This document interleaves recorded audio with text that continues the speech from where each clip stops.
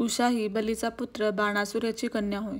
बाणासूर महान शिवभक्त होता. त्याने शंकराकडून आपणास एक सहस्त्र हात असावेत असा वर मागून घेतला. बाणासूर नंतरही नित्यनेमाने शिवपूजा करीत असे. त्यानंतर पुन्हा शंकर प्रसन्न झाले असता बाणासूर शंकराला म्हणाला, देवा, लवकरच एखादा युद्ध प्रसंग येऊन त्यात माझे हे सहस्त्र हात तुटून पडावेत. ही विचित्र मागणी ऐकून शिवासही खेद वाटला, पण ते म्हणाले, तुझी इच्छा पुरी करणे भाग आहे.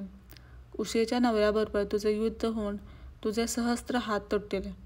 आता त्यालाही आपल्या मागण्यांचा पश्चाताप होऊ लागला. त्यामुळे उषेला आजन्म अविवाहित ठेवावे असे ठरवून त्याने तिला एका महालात डांबून ठेवली. उषा ही शिवपार्वतीची निस्सीम भक्त होती.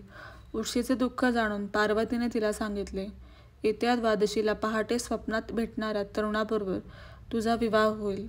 त्याप्रमाणे उषेला तिचा भावी पती स्वप्नात दिसला, पण त्याचे नाव, गाव, ठिकाण मात्र तिला माहीत नव्हते. तिची हुशार सखी चित्ररेखा हिने अनेक चित्रे काढून दाखवून स्वप्नात भेटलेल्या प्रियकराचा ठाव ठिकाणा शोधण्यासाठी उषेला मदत करण्याचे आश्वासन दिले. होता होता उषेच्या स्वप्नातील तरुण म्हणजे श्रीकृष्णाचा नातू, मदनाचा मुलगा यादववीर अनिरुद्ध असल्याचे दोघींना कळले.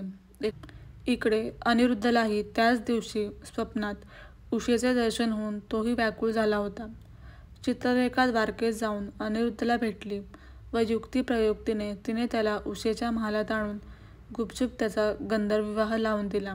काही दिवसांनी ही गोष्ट बाणासुराला कळली. संतप्त होऊन त्याने आपले सैन्य उषेच्या महालात पाठवले. अनिरुद्धाने अतुल पराक्रम गाजवून त्याचा समाचार घेतला. शेवटी बाणासूर स्वतःच अनिरुद्धावर चाल करून गेला. पण इकडे नारदांनी ही वार्ता द्वारकेस पोचवली होती. श्रीकृष्ण, बलराम, प्रद्युम्न व सैन्यांसह बाणासुराच्या नगरीस पोचले. श्रीकृष्णाच्या सुदर्शन चक्राने बाणासुराचे सहस्त्र हात तुटून पडले. बाणाने वर मागून घेतल्याप्रमाणे घडल्यावर त्याचा भ्रम दूर झाला व तो श्रीकृष्णाला शरण गेला. नंतर श्रीकृष्णाच्या सांगण्यावरून तो कैलास पर्वतावर शिवाची सेवा करण्यासाठी निघून गेला. इकडे श्रीकृष्णाने सोशितापुरात म्हणजेच बाणासुराच्या नगरीत उषा व अनिरुद्ध यांचा थाटामाटाने विवाह करून दिला व सर्वांसह ते द्वारकेस निघाले.